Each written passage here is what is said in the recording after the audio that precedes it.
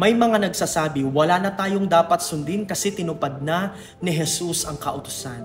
Pero tama ba talaga iyon? Ano ba ang ibig sabihin ni Jesus nang sabihin niya, ako'y naparito hindi upang sirain, kundi upang tuparin ang kautusan? Sa Matthew 5:17, huwag ninyong isipin na naparito ako upang sirain ang kautusan o ang mga propeta. Hindi ako naparito upang sirain, kundi upang tuparin. Ang salitang tuparin o fulfill sa orihinal na Griego ay plero na ang ibig sabihin ay punuin. Ipinakita ang ganap na layunin o isinakatuparan sa buhay. Ibig sabihin, hindi sinira ni Jesus ang kautusan, ipinakita niya kung paano ito isasabuhay ng tama. Halimbawa, sa halip na huwag kang papatay, sinabi ni Jesus, huwag ka ring mapuot. Sa halip na huwag kang mangangalunya, sinabi niya, huwag ka ring magnanasa sa iyong puso. Hindi niya binura ang kautusan, pinalalim niya ito. Sabi sa Matthew 5:18, sapagkat katotohanang sinasabi ko sa inyo, hanggang sa mawala ang langit at lupa, ang isang kudlit o isang tuldok ng kautusan ay hindi mawawala hanggang matupad ang